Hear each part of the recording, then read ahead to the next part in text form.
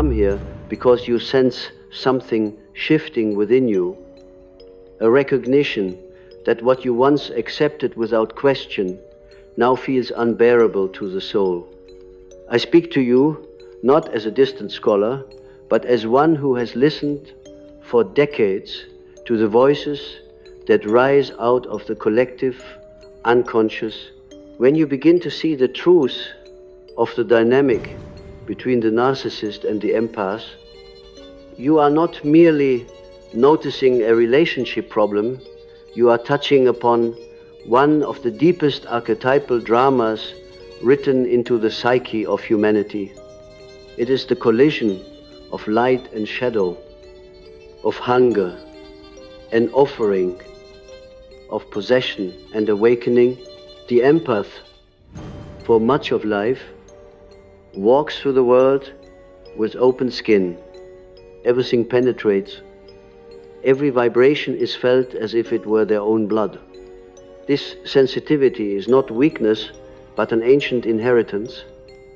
In primordial tribes, the one who could sense the mood of the group, the intention of the predator, the disturbance in the air, was essential to survival.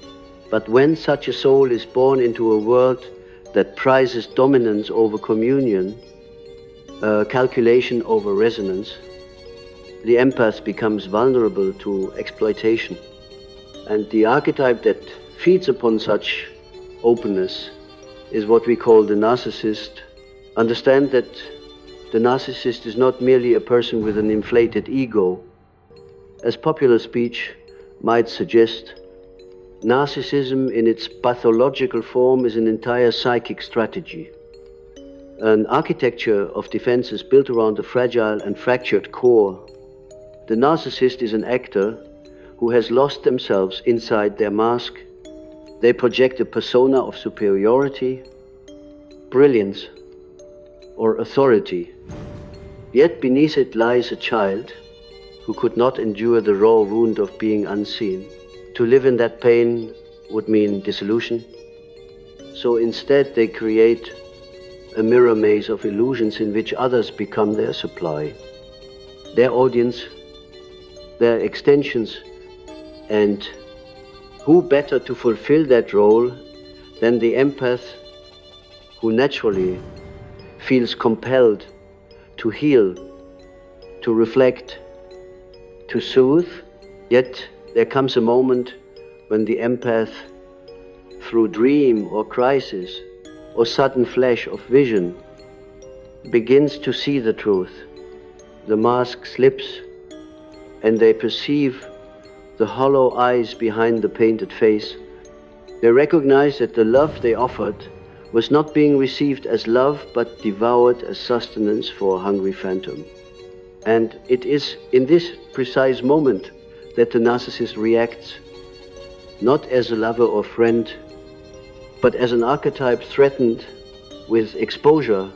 The reaction is primal, volcanic, desperate, because truth to the narcissist is annihilation.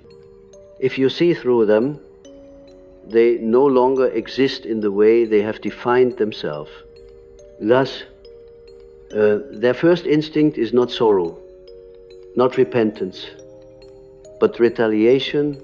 In the seminar halls of the psyche, I have observed these patterns repeated endlessly. The narcissist reacts with rage, or with cold dismissal, or with an uncanny charm that seeks to re-enchant the empath back into blindness. Rage arises because the narcissist feels their illusion is collapsing, and this collapse feels like death. Dismissal arises because to acknowledge the truth would mean confronting the inner wound they have spent a lifetime avoiding. Charm arises because manipulation is their oldest survival tool. But beneath these masks of reaction, what we are truly seeing is the confrontation between the archetype of the shadow and the archetype of the seer. The empath who sees is no longer merely an empath. They are becoming the seer, and this transformation terrifies the narcissist, for it means their dominion is ending. In ancient myths, whenever the god of the underworld was exposed by the gaze of the hero or heroine, the entire realm trembled. The act of seeing the naked perception of what is has the power to shatter enchantments. The narcissist knows this unconsciously, which is why they respond with such ferocity. They must either destroy the one who sees, or rebind them into the spell, or retreat into another hunting ground where the mirror of truth has not yet arrived.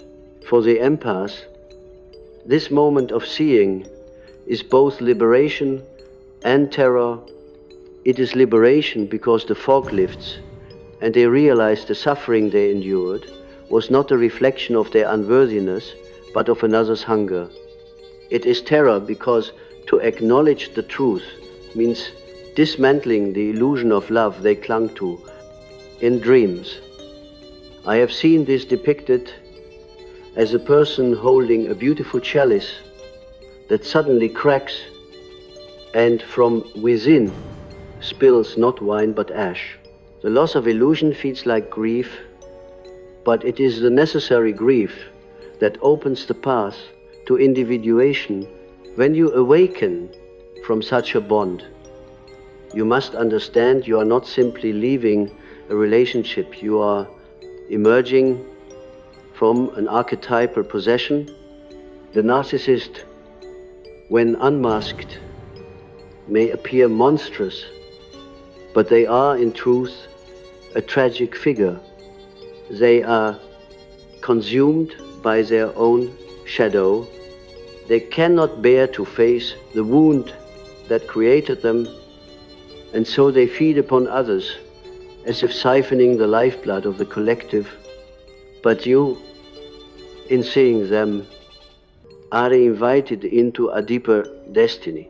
You are called not only to free yourself, but to recognize in your own shadow the places where you too once allowed yourself to be devoured. The places where giving was not pure, but down to the fear of being unloved. This is the hidden teaching. When the empath finally sees the narcissist, they also begin to see themselves. In my years of analysis, countless patients came with stories of such entanglements. They would describe the intoxicating charm, the feeling of being uniquely chosen, only to find themselves drained, diminished, questioning their sanity. The narcissist creates a labyrinth of gaslighting and projection, where the empath begins to doubt their own perception. But when the empath suddenly says, "I see you, I know what this is," the spell unravels. And then the narcissist reacts with fury, for they are no longer in control of the narrative. They may accuse the empath of betrayal, of madness, of cruelty. They may attempt to rewrite the history of the bond, to paint themselves as the victim. These are not mere tactics, they are reflexes of an archetype whose survival depends upon remaining unseen. I must tell you, however, that this drama is not meaningless suffering. It is the stage upon which profound individuation can occur.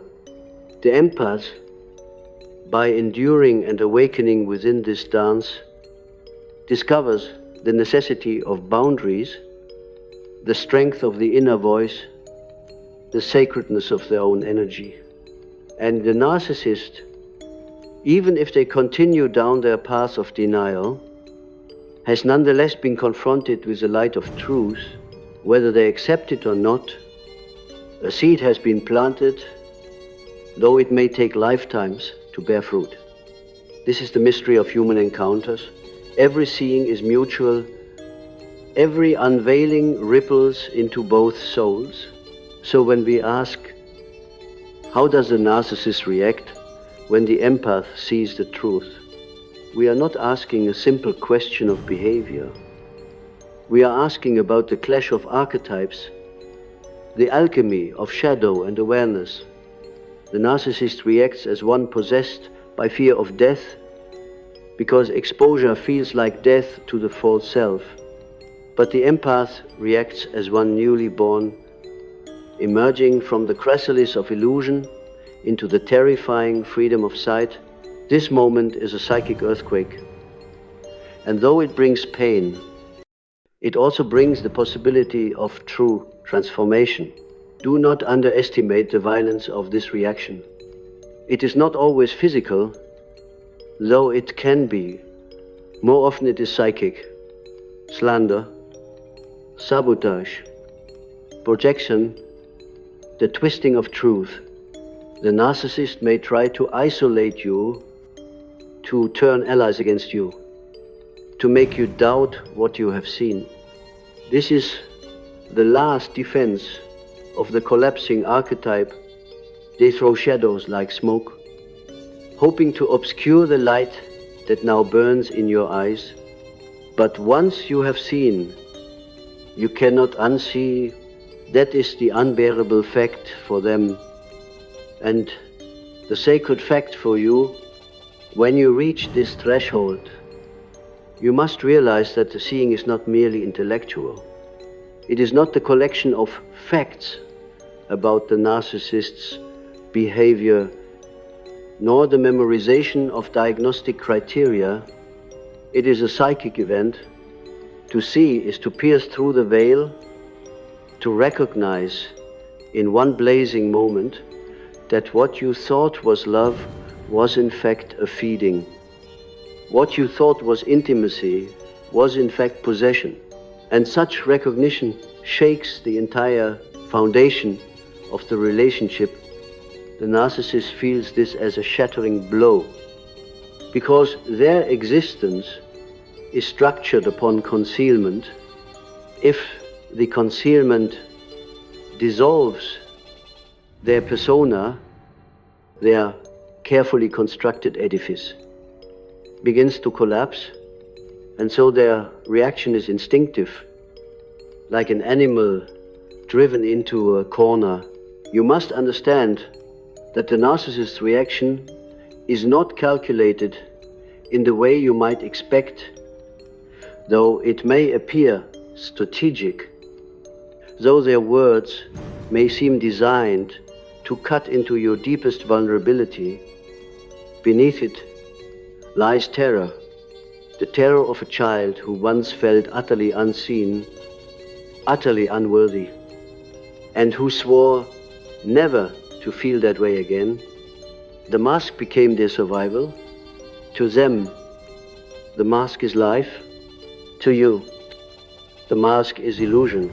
So when you see through it, you are not simply confronting them, you are confronting their survival system. And survival systems fight with every ounce of energy when threatened. That is why the narcissist's reaction often feels disproportionate, volcanic, as if you have set off an earthquake.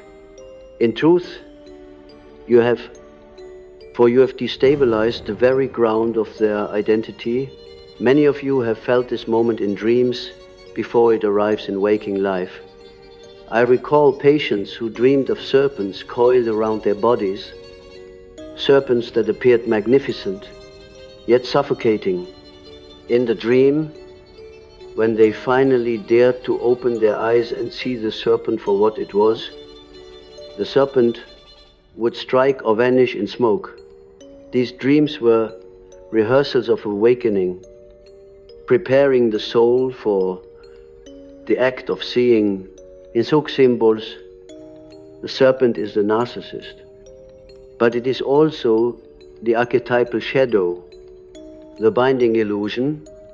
To open your eyes to it is to invite its wrath, but also to break its power. The dream does not come to frighten you, but to prepare you. For in the waking world, when you finally say, I see, you are reenacting that dream in flesh and time. Now let us dwell on the empath's awakening.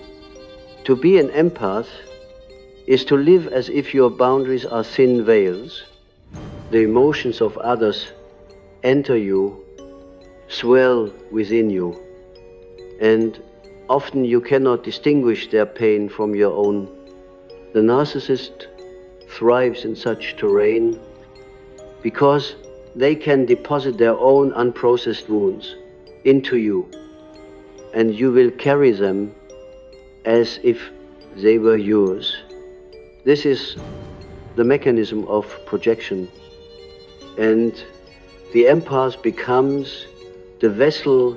But when the empath awakens, when they finally differentiate between what is theirs and what is foreign, the vessel cracks, the empath suddenly returns the projection saying, "This is not mine." And this moment of return is experienced by the narcissist as unbearable exposure. What they buried in shadow, what they could not endure in themselves, is now laid before them, and they rage because they cannot bear to look. Thus, the reaction is often violent, not always in body, but in words, in accusations, in slanders. The narcissist accuses the empath of being selfish, of being cruel, of betraying love. This is projection in its purest form. They accuse you of the very crimes they themselves committed. Why? Because to admit otherwise would be to face the unbearable truth. And so they hurl the truth outward, hoping it will stick to you instead of them. If you are not anchored, you may still absorb it, wondering if perhaps you are indeed selfish for finally drawing boundaries, perhaps cruel for no longer giving without limit. But let me assure you, this is the final test. If you hold steady, if you remember what you have seen, the projection returns to its origin, and the narcissist is left standing naked before the mirror. Do not imagine that they will thank you for this revelation. To the narcissist, truth is not healing, but annihilation. Their entire existence is built upon avoiding the wound, not confronting it. That is why their reaction is so vehement. They may retreat into silence, withdrawing their presence to punish you. They may lash out with fury, seeking to crush you back into blindness. They may attempt to seduce you again, whispering promises of change, of tenderness, of a return to what once felt magical. All of these are strategies of the shadow, masks of the same archetype, for the shadow does not easily surrender its hold, but here lies the deeper mystery. Though the narcissist resists, your seeing has already changed everything. Once the veil has been torn, the spell cannot truly be remade. You may choose to pretend, you may choose to silence your own vision, but deep within, the truth has already lodged itself in your soul, and once the truth is there, it begins to work upon you, reshaping your choices, reorienting your path. That is why many empaths, after awakening, find they can no longer remain in the old dynamic. No matter how they try, the illusion no longer satisfies. The energy exchange feels poisonous. They feel as if they are suffocating in a house with no air. This is not weakness, it is evolution. The psyche itself refuses to regress once it has glimpsed the light. I recall one woman who, after years entangled with a narcissistic partner, suddenly awoke. She described it not as an intellectual realization, but as a vision.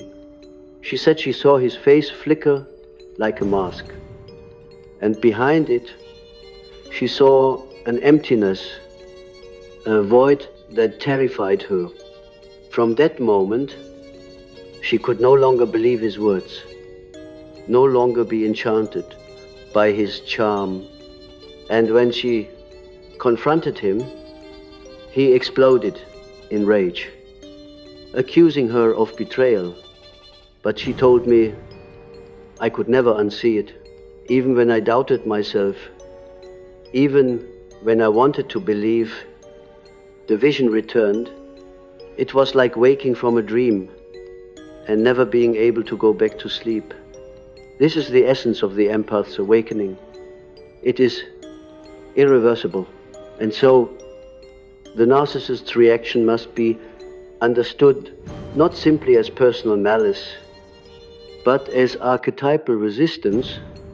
They are resisting the death of their illusion.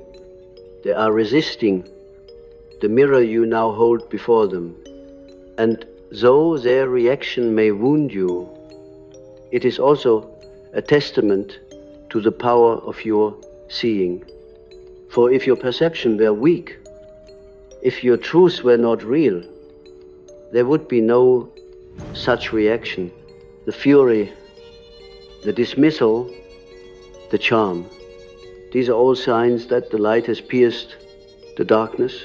Now, what of the empath who fears the reaction, who wonders if perhaps it is safer not to see? This too is part of the archetypal drama. To see is always dangerous, for it disrupts the order of the unconscious. In myth, those who see too much are often punished.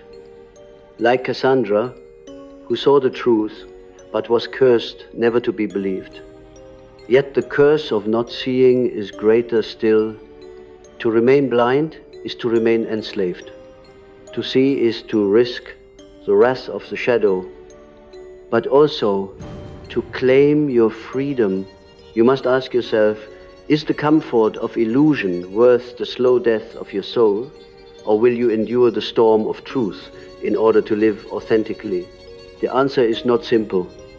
Many empaths, upon awakening, feel both exhilarated and devastated.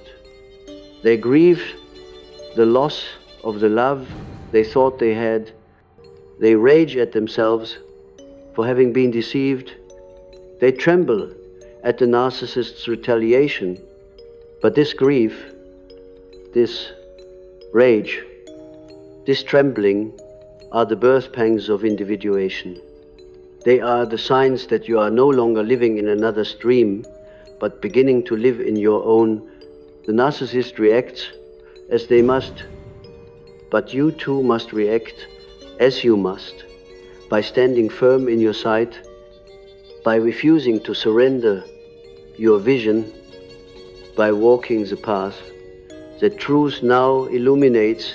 There is one more dimension to this, which we must not ignore. The empath, in awakening, must also confront their own shadow.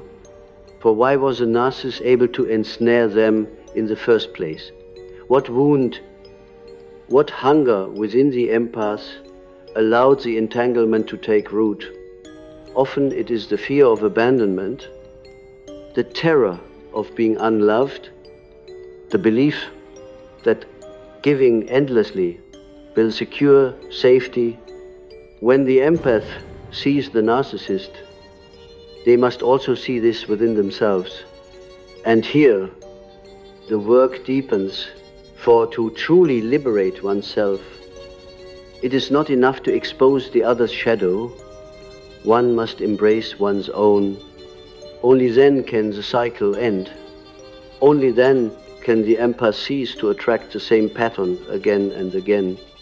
To face your own shadow in the wake of such awakening is perhaps the most difficult step.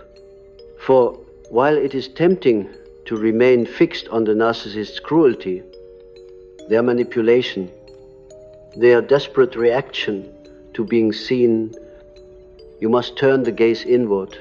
What in you was willing to endure such diminishment? What part of you confused sacrifice with love, silence with harmony, suffering with devotion? Here we approach the archetype of the wounded healer, that figure who tends to others in order to avoid tending to the wound within. The empath often embodies this archetype, believing that if they can heal the narcissist, they will finally be worthy of love.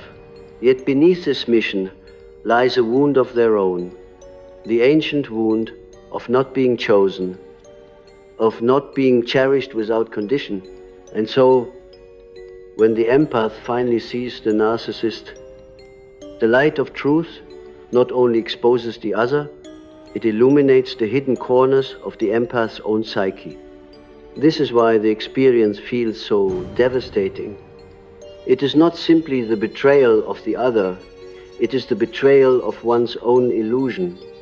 The narcissist's rage, their denial, their desperate attempts to rebind you are terrifying, yes, but the deeper terror is the recognition that you yourself allowed it, perhaps even needed it. Until now, to admit this is to confront the shadow within, the part that sought refuge in being consumed because it feared the loneliness of standing alone. When you encounter this truth, you may dream of mirrors shattering, of houses collapsing, of standing naked before an unseen crowd.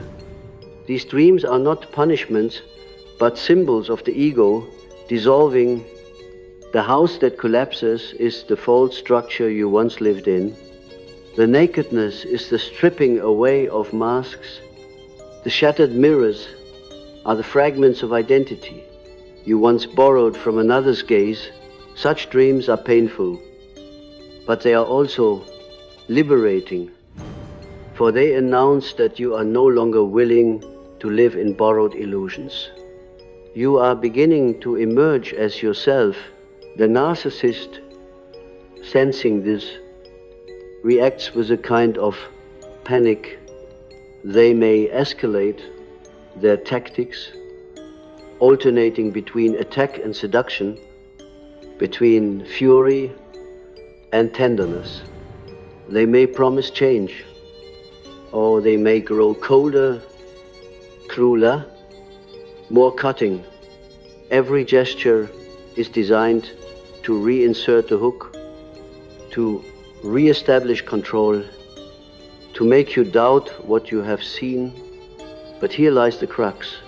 Once you have seen, the only way to return is to blind yourself willingly. And though some do attempt this choosing denial, choosing to surrender sight for the comfort of familiarity, the psyche will not allow it for long. The truth knows, the vision returns, the soul remembers. In this way, the narcissist's reaction becomes paradoxically the very force that pushes the empath further into individuation. The more they rage, the clearer, you see. The more they charm, the more you recognize the falseness. The more they accuse, the more you perceive the projection in their attempt to undo your awakening. They confirm it. This is the paradox of the shadow.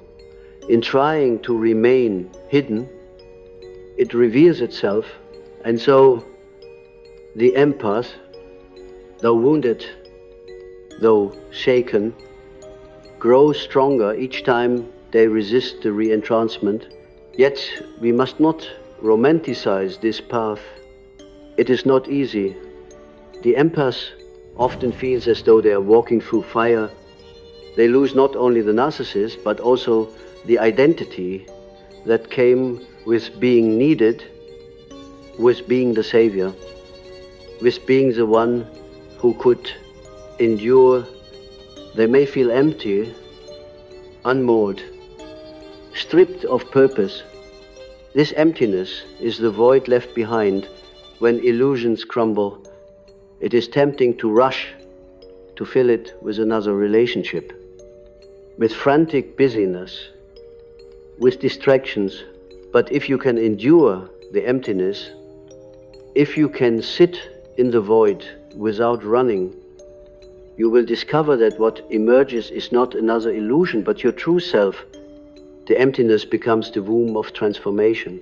Think of the alchemical process. The first stage is nigredo, the blackening, the putrefaction of what once was.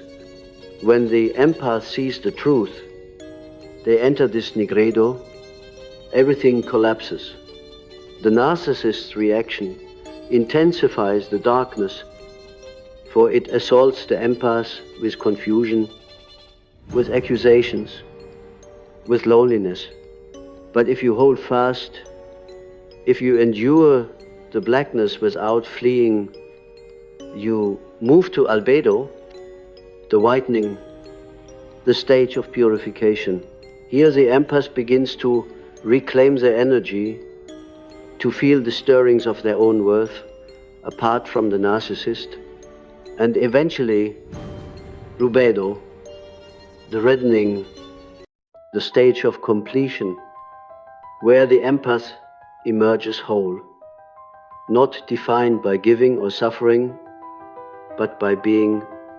This is the alchemy of awakening, and it is born out of the very clash that once threatened to destroy you. I must tell you that many narcissists never survive this confrontation, not in the literal sense of death, but in the sense of transformation. For transformation would require them to face the wound at their core, the unbearable emptiness. They have fled their entire lives. Few are willing to endure that descent, and so they move on, seeking another empath, another mirror, another vessel. This is tragic, yes, but you must remember, their refusal is not your failure. Your seeing is enough. Your liberation does not depend upon their healing. The task before you is your own soul, your own wholeness. To become ensnared again in their fate is to abandon your own. And so, what does it mean? Truly, to see? It means to stop participating in the illusion. It means to withdraw the energy that sustains the mask. It means to stand as a mirror that reflects not the persona, but the emptiness beneath. The narcissist reacts to this with fury because it exposes their deepest fear, that without the mask, they are nothing, but in truth, they are not nothing, they are wounded. They are the abandoned child still crying within. Yet it is not your task to raise that child, to heal that wound. That task belongs to them. And until they choose it, they will continue to hide behind their mask. You cannot heal another by offering yourself as sacrifice. You can only heal by reclaiming yourself, and in doing so, you offer the world the example of one who has chosen wholeness over illusion. I recall another patient, a man who spent years entangled with a narcissistic colleague who drained him of every idea, every spark of creativity. When he finally confronted her, telling her that he saw through the manipulation, she turned the entire workplace against him. He was ostracized, accused of arrogance, of cruelty. Yet in the end,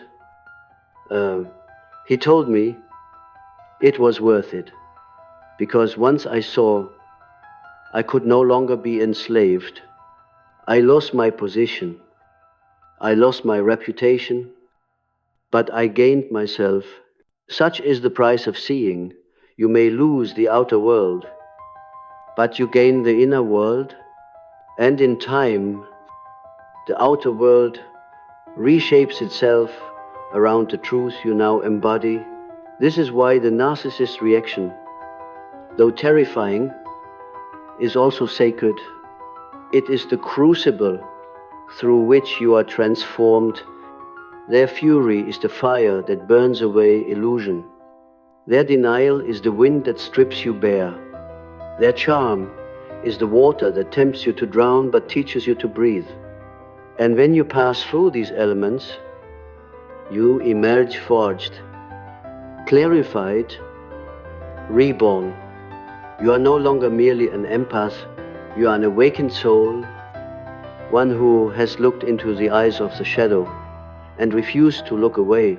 Do not misunderstand, the empath remains empathic. Sensitivity is not lost, it is transfigured. Where once it was porous, now it is discerning. Where once it was boundless, now it is channeled. The empath learns that to feel does not mean to absorb, to give does not mean to bleed. This is the true gift of awakening, not the loss of sensitivity, but the birth of wisdom. Sensitivity without wisdom is vulnerability. Sensitivity with wisdom is power. The narcissist's reaction forces this evolution, for only in the face of their resistance does the empath learn to stand, to discern, to protect the sanctity of their own soul. And so I tell you, when the narcissist reacts to your seeing, do not despair, do not mistake their fury for proof that you are wrong. It is the opposite. Their reaction is the sign that you are right, that you have pierced the veil, that you have stepped beyond their illusion. Let their reaction be confirmation, not condemnation. Let it propel you into the deeper work of your own individuation. And remember that even in their rage, even in their denial, the seed of truth has entered their psyche. Whether it flowers or not is not your burden. You have done the sacred work. You have seen there is a silence that follows the storm. After the narcissist has raged, after they have accused, seduced, or withdrawn, after the chaos of their reaction has battered you, there comes a moment when the noise subsides. It may not subside in them. They may continue their campaign of denial and projection, but it subsides in you. You awaken one morning and realize that though they continue to howl in the distance, something within you has grown still. This stillness is the beginning of your sovereignty. It is the sign that the psychic cord has weakened, that the bond of possession has loosened, for the narcissist's power was never in their rage nor in their charm, but in your willingness to be entangled.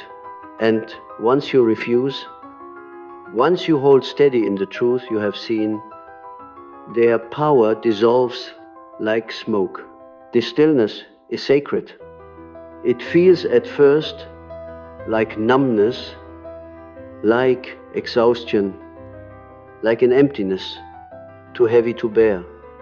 But if you sit with it, if you breathe into it, it reveals itself as spaciousness.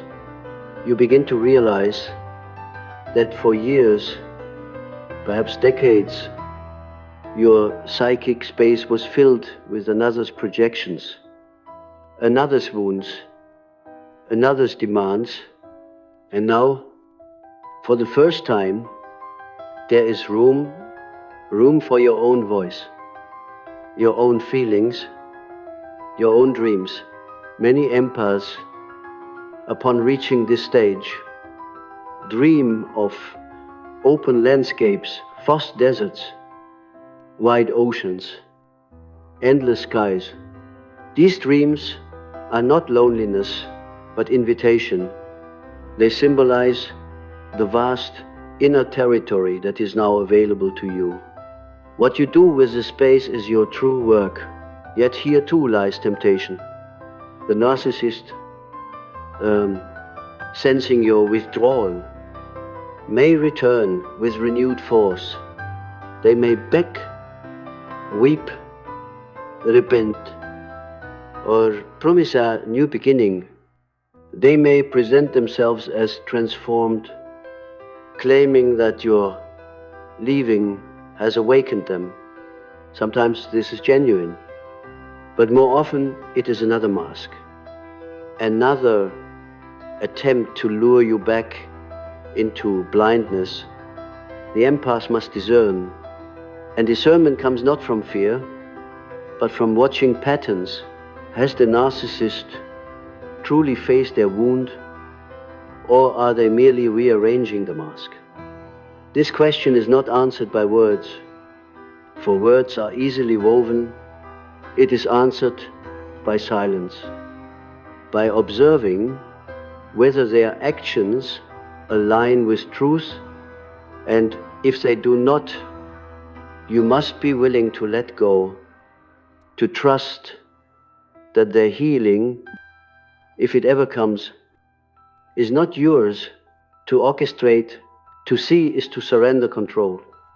You cannot control their path, only your own.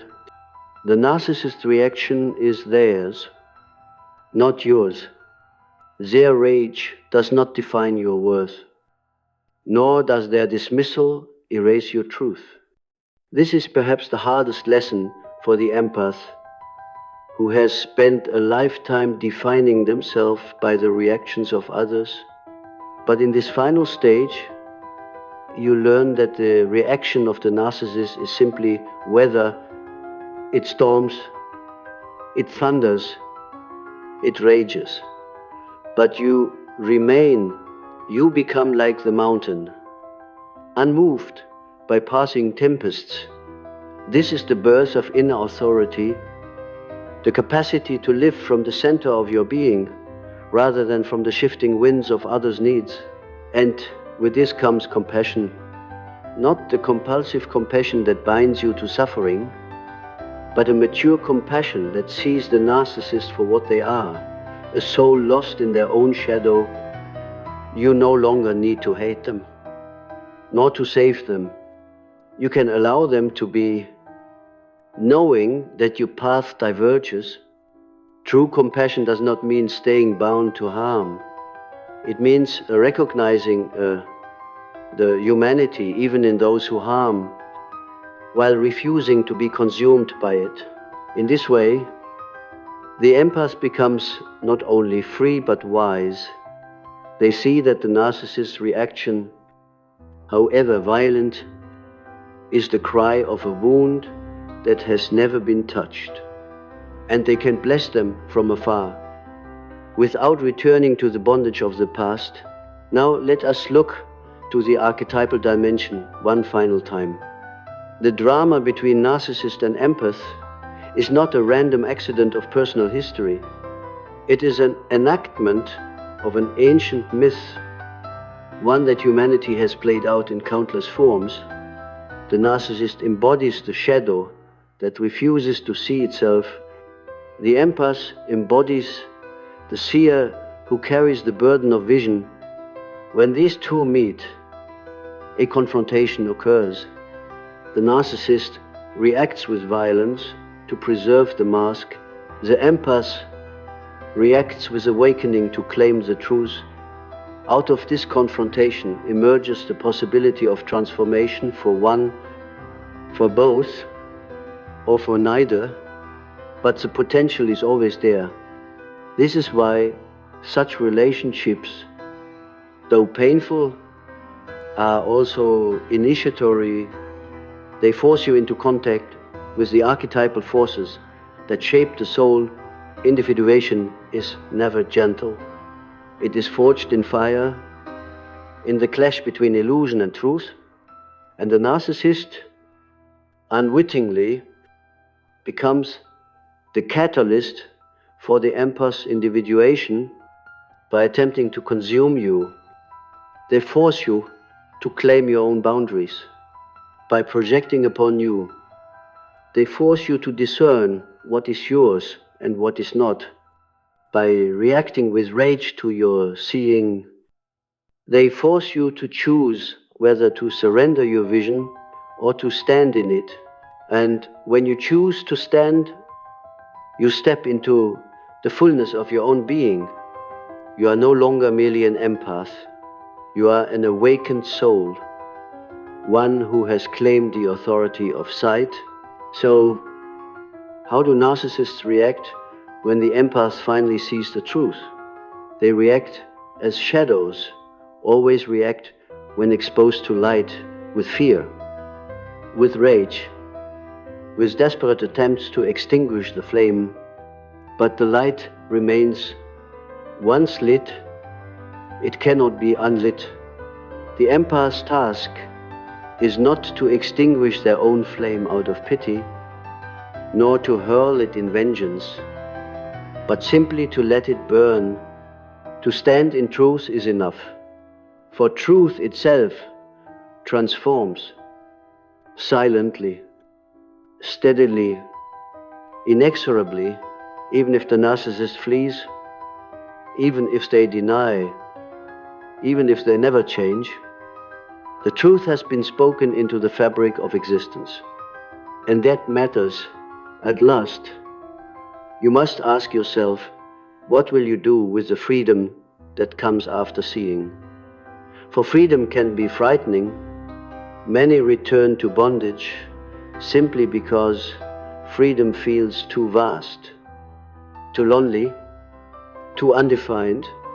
But if you dare to remain in freedom, if you dare to walk into the open landscape of your own soul, you will discover that what seemed like loneliness is in fact communion with the deeper self. You will find that the emptiness is not barren but fertile, waiting for the seeds of your true life. And you will realize that the greatest gift of this entire drama was not the narcissist's reaction, nor even your liberation from them, but the discovery of yourself in dreams. This final stage is often shown as a rebirth, a child emerging from the sea, a phoenix rising from ashes, a traveler stepping into dawn. These images are not fantasy. They are the psyche's way of announcing that a cycle has ended. The old self, the self bound by illusion and sacrifice, has died. The new self, the self anchored in truth, is born, and though the world may not yet recognize it, you feel it in your bones, in your breath, in the stillness that now fills your heart. You are no longer ensnared, you are free. And so I end where we began. The empath, long bound by the illusions of the narcissist, finally opens their eyes. The narcissist reacts as shadows must, with fury, with charm, with denial. But the reaction, however terrifying, cannot undo the seeing, for once the truth is glimpsed, the soul cannot return to blindness. And in that irreversible moment, the empath steps onto the path of individuation. They grieve, they rage, they tremble, but they also awaken. They become who they were always meant to be. A soul that feels, a soul that sees, a soul that is whole. Remember this?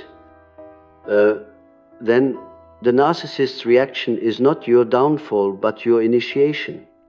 It is the fire that burns away illusion. It is the crucible that forges your strength. It is the storm that teaches you to become the mountain. And when the storm passes, you will stand not as victim, not as savior, but as yourself, and that is the ultimate victory